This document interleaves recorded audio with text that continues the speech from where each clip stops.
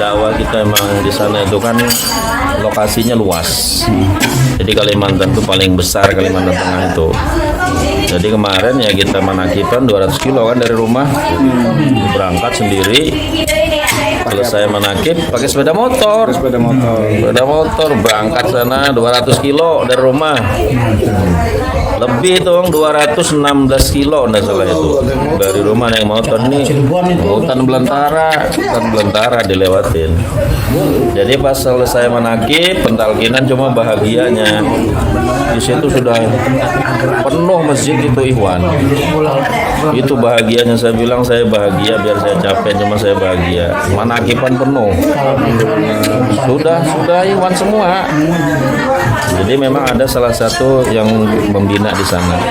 Hanya setelah itu, selama manakipan sekitar jam 11 malam saya pulang, saya bilang saya subuh ini harus berangkat lagi Kalimantan Timur.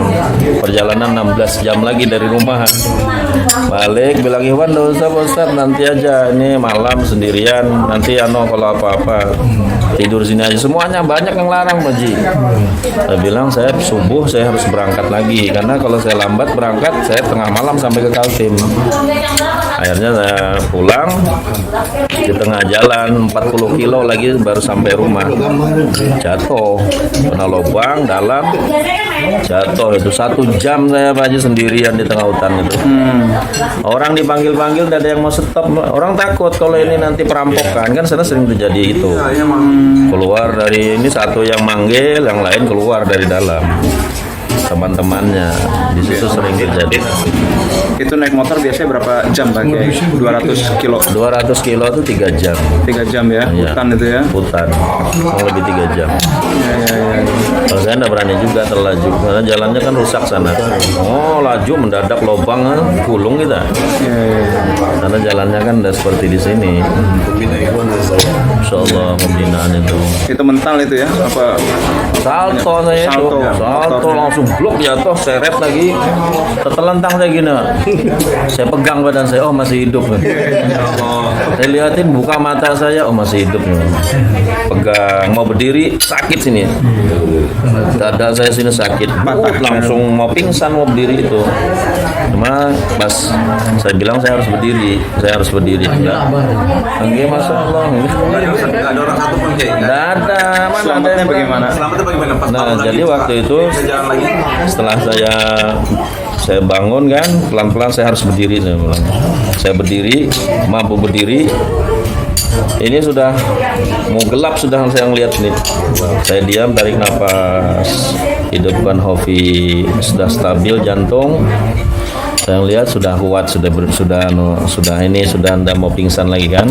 Akhirnya saya pegang, alhamdulillah ini setia ini. Ini setia, Masya Allah. Ini kawan setia ini. Kawan setia. Posisi motornya udah di pinggir jalan, sudah terlentang, udah. Nggak ada yang ngambil ya? Nggak ada orang satupun. Iya. Jadi akhirnya setelah itu, setelah saya bangun kan sudah pegang, oh ada HP, saya liatin ada sinyal, langsung saya telepon mertua, tolong diambil. Ada Ikhwan sekitar 15 kilo dari situ, cuma sudah tengah malam, jam 1 malam kan kasihan. Jam 1 malam saya sendirian di tengah hutan itu, 1 jam aja saya telepon mertua. Untung mereka belum tidur, dia datang jemput adik ipar adiknya istri, datang jemput. 40 kilo itu kan hampir 1 jam perjalanan mereka, jalan rusak. Akhirnya saya nunggu 1 jam saya di situ mondar mandir. Nggak ada. Kalau setan kita nggak takut, Pak Haji. Takutnya ini kalau manusia. Alhamdulillah selama kita dakwah di sana mulus saja. Dan kita tidak pernah nyinggung orang, agama orang, kita tidak pernah hilafiyah. Kita murni mendakwahkan la ilaha illallah. Mengajak orang Ka'bah. Mau dia itu apa? Di sana kan animisme. Tidak pernah kita nyinggung agama mereka, tidak pernah. Alhamdulillah. Posisi Ikhwan kayak jadi banyak di gunung-gunung atau di mana? Ikhwan kita di sana Medan yang paling berat di mana posisi? paling berat itu, tapi ini lama saya sudah tidak datang ke sana. karena ya banyak keluar pulau ini.